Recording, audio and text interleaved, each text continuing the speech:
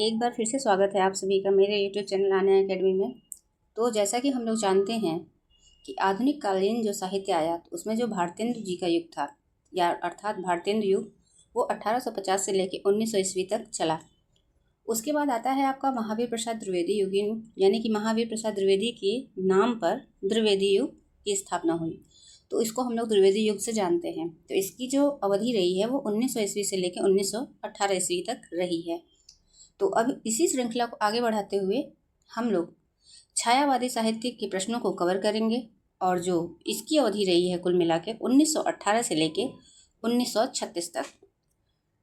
इससे पहले मैं प्रश्न शुरू करूं, मैं आप लोगों से कहना चाहूँगी कि अगर आप मेरे चैनल पर नए हैं तो प्लीज़ चैनल को सब्सक्राइब कीजिए, जैसे कि आगे आने वाले सभी इम्पोर्टेंट प्रैक्टिस सेट आप तक पहुँचते रहें मेरे वीडियो के माध्यम से, और इसके लिए मैं आप सभी का धन्यवाद करना चाहूँगी। तो चलिए बिना समय गंवाए प्रश्नों को स्टार्ट करते हैं।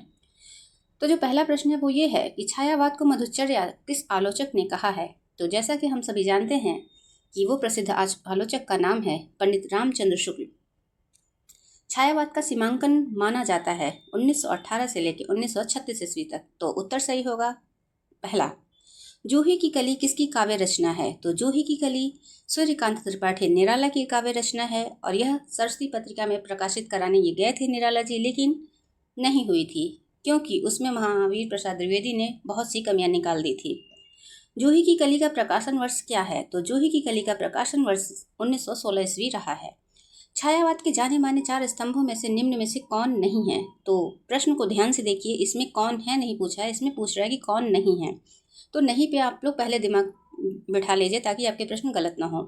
तो उसमें महादेवी वर्मा भी आते हैं, सूर्यकांत त्रिपाठी निराला जी भी आते हैं, जयशंकर प्रसाद जी भी आते हैं और सुमित्रानंदन पंत। और यहाँ पे पंत जी का नाम नहीं दिया गया है, उनकी जगह पे नाम दिया गया है माखनलाल चतुर्वेदी का, जो कि हमारा आंसर गलत होगा।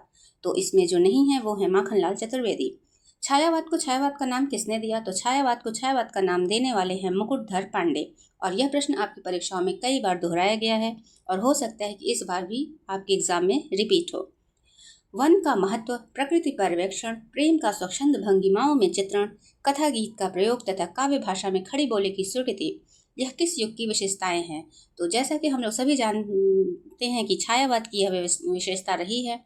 इसमें जितने भी कवि और लेखक हैं इन्होंने प्रकृति का बहुत ही बखूबी से दर्शाया है अपनी कविताओं में। सरलता, असलियत और जोश के कवि कौन माने जाते हैं। तो सरलता, असलियत और जोश के कवि माने जाते हैं महावीर प्रसाद द्विवेदी जी। भारतीय पुनर्जागरण के जन्मदाता कौन माने जाते हैं। तो भारतीय पुनर्जागरण के जन्मदाता राजा राम मोहन रॉय माने जाते हैं। बहुजन वन में हैं बने वृक्ष वानर से, मैं दूंगा अब आर्यत्व उन्हें निज कर से, यह किस काव्य रचना की पंक्ति है। तो ये आपकी प्रसिद्ध पंक्ति है साकेत की। और साकेत किसने लिखा है। तो साकेत लिखने वाले हैं मैथिली शरण गुप्त। यथार्थवाद और छायावाद का निबंध के रचयिता कौन है। तो यथार्थवाद और छायावाद निबंध के रचयिता का नाम है जयशंकर प्रसाद। छायावादी काव्यधारा के समांतर कौन सी काव्यधारा चलती रही है। तो छायावाद काव्यधारा के समांतर जो एक और भी काव्यधारा चलती रही है उस काव्यधारा का नाम है राष्ट्रीय सांस्कृतिक। नवीन किस कवि का उपनाम है। तो बालकृष्ण शर्मा नवीन। तो बालकृष्ण शर्मा का नवीन उपनाम है। एक भारतीय आत्मा, यह किस कवि का उपनाम है। तो यह है माखनलाल चतुर्वेदी का।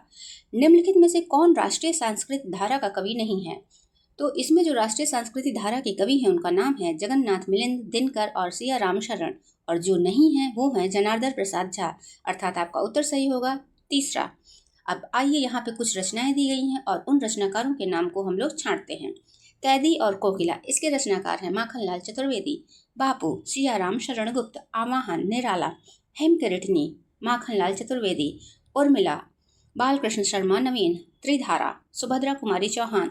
हेमतरंगिणी, माखनलाल चतुर्वेदी। मृणमयी, सियाराम शरण गुप्त। झांसी की रानी, सुभद्रा कुमारी चौहान। मौर्य विजय, सियाराम शरण गुप्त। मानसी, राम नरेश त्रिपाठी। रेणुका, रामधारी सिंह दिनकर। निराला किस कवि का उपनाम है। तो निराला सूर्यकांत त्रिपाठी का उपनाम है। बालकृष्ण शर्मा नवीन का पहला कविता संग्रह कौन सा है। तो बालकृष्ण शर्मा नवीन का पहला कविता संग्रह है कुमकुम। तक्षशिला किसका आख्यान काव्य है? तो तक्षशिला उदय शंकर भट्ट का आख्यान काव्य है। त्रिशूल किस कवि का उपनाम है? तो गया प्रसाद शुक्ल सनेही एक नाम, जैसे एक वो सनेही नाम उपनाम से भी वो कविताएं लिखा करते थे, और वहीं दूसरी ओर वो त्रिशूल के उपनाम से भी कविताएं लिखा करते थे, जो कि प्रकाशित होती थी। छायावाद के छाया शब्द को मोती के भीतर छाया की जैसी तरलता किसने कहा? तो छायावाद को छाया शब्द को मोती के भीतर छाया की जैसी तरलता जयशंकर प्रसाद जी ने कहा। दुर्वादल कविता के रचनाकार कौन है? तो दुर्वादल कविता के रचनाकार का नाम है शिया राम शरण। मैं कृतार्थ हूँ देह तृणों के लघु दोनों में, तुम मेरी आत्मा का पावक करती धारण। ये कविता किसकी है? तो ये कविता सुमित्रा नंदन पंत की है। कृतज्ञता कविता के कवि कौन हैं? तो कृतज्ञता कविता के कवि हैं सुमित्रा नंदन पंत। छायावाद की पहली काव्य रचना कौन सी मानी जाती है? तो छायावाद की जो पहली काव्य रचना है उसका नाम है झरना। अर्धनारीश्वर निबंध के रचनाकार कौन है? तो अर्धनारीश्वर निबंध के रचनाकार हैं रामधारी सिंह दिनकर।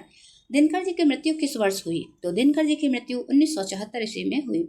गीत गुंज कविता के रचनाकार कौन है? तो गीत गुंज कविता के रचनाकार का नाम है सूर्यकांत त्रिपाठी निराला।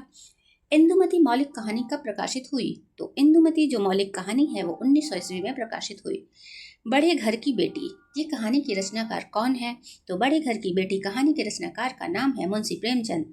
और आपके लिए प्रश्न यह है कि बड़े घर की बेटी यह किस क्लास में दिया गया है? हमारी पाठ्य पुस्तक में कौन सी कक्षा में बड़े घर की बेटी की कहानी प्रेमचंद की दी गई है? कमेंट बॉक्स में जरूर बताइए। मुंशी प्रेमचंद को हिंदी भाषा की प्रकाशित पहली कहानी कौन सी है? तो मुंशी प्रेमचंद की हिंदी भाषा में प्रकाशित होने वाली पहली कहानी का नाम है पंच परमेश्वर। छोड़ द्रुमों की मृदु छाया, तोड़ प्रकृति से जी भी माया, बाले तेरे बाल जाल में कैसे उलझा दूं लोचन, भूल अभी से इस जग को। ये पंक्तियां किसकी हैं? तो ये पंक्तियां हैं सुमित्रा नंदन पंत की। प्रकृति विश्वात्मा की छाया का प्रतिबिंब है, इसलिए प्रकृति को काव्यगत व्यवहार में ले आकर छायावाद की सृष्टि होती है। यह सिद्धांत भी भ्रामक है। यद्यपि प्रकृति का आलंबन, स्वानुभूति या प्रकृति से तादम नवीन काव्यधारा में होने लगा है, किंतु प्रकृति से संबंध रखने वाली कविता को ही छायावाद नहीं कहा जा सकता। तो ये पंक्तियां किसकी हैं? तो ये पंक्तियां हैं पंडित रामचंद्र शुक्ल की। शक्ति के विद्युतकरण को जो व्यक्त विकल बिखरे हैं हो निरुपाय, समन्वय उसका करे समस्त, विजयनी मानवता हो जाए। तो ये पंक्तियां किसकी हैं? तो ये मशहूर पंक्ति है जयशंकर प्रसाद की। शक्ति के विद्युतकरण मानवता हो जाए, उपरोक्त पंक्तियां किस काव्य रचना से उद्धृत की गई है? तो यह पंक्तियां जिस काव्य रचना से उद्धृत की गई है उसका नाम है जयशंकर प्रसाद की मशहूर काव्य रचना कामायनी। कामायनी में कुल कितने सर्ग हैं? तो कामायनी में कुल 15 सर्ग हैं। कामायनी का प्रथम सर्ग कौन सा है? तो कामायनी का प्रथम सर्ग चिंता है, और यह प्रश्न आपके यूपीएसआई में आ चुका है। कामायनी का प्रकाशन वर्ष क्या है? तो कामायनी का प्रकाशन वर्ष 1935 ईस्वी है। महाकवि जयशंकर प्रसाद का जन्म किस वर्ष हुआ? तो महाकवि जयशंकर प्रसाद का जन्म 1890 ईस्वी में हुआ। जयद्रथ वध के रचनाकार कौन है? तो जयद्रथ वध के रचनाकार का नाम है मैथिली शरण गुप्त। चारु चंद्र की चंचल किरणें खेल रही थी जल थल में, यह पंक्ति किस काव्य रचना से ली गई है? तो ये पंक्ति ली गई है पंचवटी से।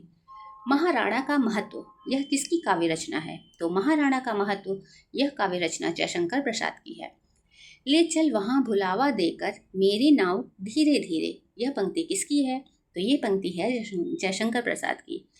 जागो जागो आया प्रभात, बीती वह बीती अंधरात, झरना भर ज्योतिर्मय प्रपात पूर्वांचल, यह कविता समापन अंश किसका है? तो ये है तुलसीदास जी का। झरना किसका काव्य संग्रह है? तो झरना जयशंकर प्रसाद जी का काव्य संग्रह है। और झरना का प्रकाशन वर्ष क्या है? तो झरना का प्रकाशन वर्ष 1918 ईस्वी है। निम्न में से प्रसाद जी को कौन सी रचना ब्रज भाषा में है? तो जो प्रसाद जी की रचना है वो है चित्राधार। हृदय ही तुम्हें दान कर दिया, क्षुद्र था उसने गर्व किया, तुम्हें पाया अगाध गंभीर, कहाँ जलबिंदु कहाँ निधि नीर। ये प्रसिद्ध पंक्तियां किसकी हैं? तो ये पंक्तियां हैं जयशंकर प्रसाद की। आकाश गंगा, आकाश गंगा किसकी रचना है? तो राम कुमार वर्मा की। निर्मालय, यह आरसी प्रसाद सिंह की रचना है। कलापी, यह भी आरसी प्रसाद सिंह की रचना है। और सांध्य गीत महादेवी वर्मा की रचना है। लहर जयशंकर प्रसाद जी की रचना है। और शेर सिंह का शस्त्र समर्पण प्रसाद जी की किस रचना में संकलित है? तो लहर में शेर सिंह का शस्त्र समर्पण संकलित है। और राम की शक्ति पूजा का रचना वर्ष क्या है? तो राम की शक्ति पूजा का रचना वर्ष 1930 ईस्वी है। मयूर व्याल पूछ से जुड़े हुए हैं।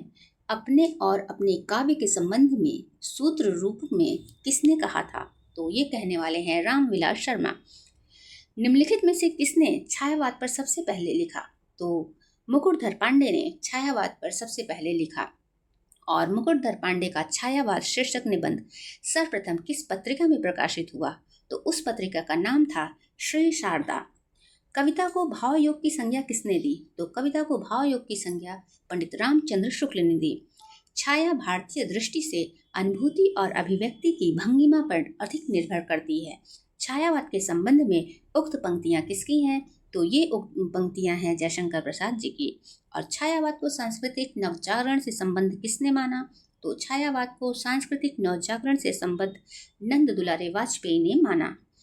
छायावाद काव्य न रहकर केवल अलंकृत संगीत बन गया था, किसने कहा है? तो ये सुमित्रा नंदन पंत ने कहा है।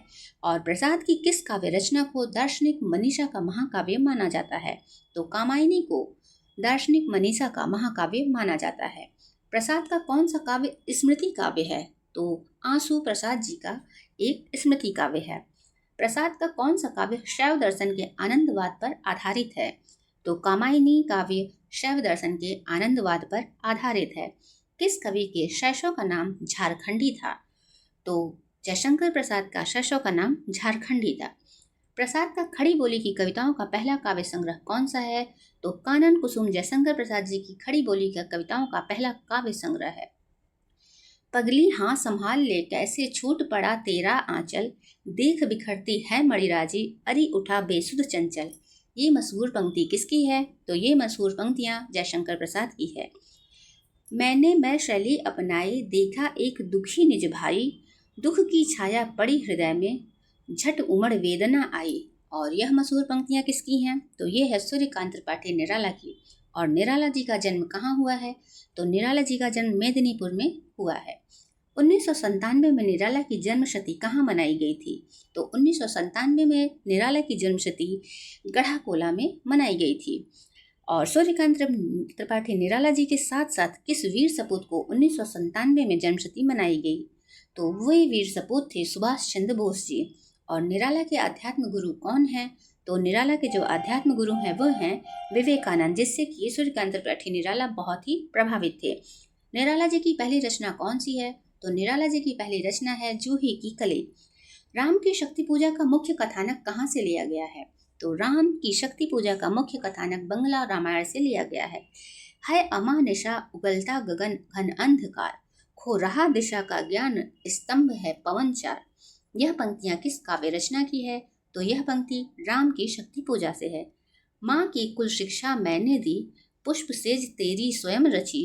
इस कविता की कविता की पंक्तियां किसकी हैं? तो ये है सरोज स्मृति की। और इसके लिखने वाले कौन हैं? तो इसके लिखने वाले हैं सूर्यकांत त्रिपाठी निराला। और इन्होंने अपनी पुत्री सरोज की स्मृति में इस कविता की रचना की थी। निराला की कौन सी कविता शोक गीत मानी जाती है? तो निराला की शोक गीत कविता सरोज स्मृति मानी जाती है, क्योंकि इसमें बहुत ही अल्पायु में उनकी पुत्री की मौत हो जाती है और वो इससे विक्षिप्त होकर इस कविता का निर्माण करते हैं। और निराला की कौन सी काव्य रचना उनके मरणोपरांत प्रकाशित हुई? तो सांध्य काकली निराला जी के मरने के बाद प्रकाशित हुई। मनुष्यों की मुक्ति की तरह कविता की भी मुक्ति होती है। मनुष्य की मुक्ति कर्म के बंधन से छुटकारा पाना है और कविता की मुक्ति छंदों के शासन से अलग हो जाना। यह किसकी पंक्तियां हैं? तो ये पंक्तियां हैं सूर्यकांत त्रिपाठी निराला की।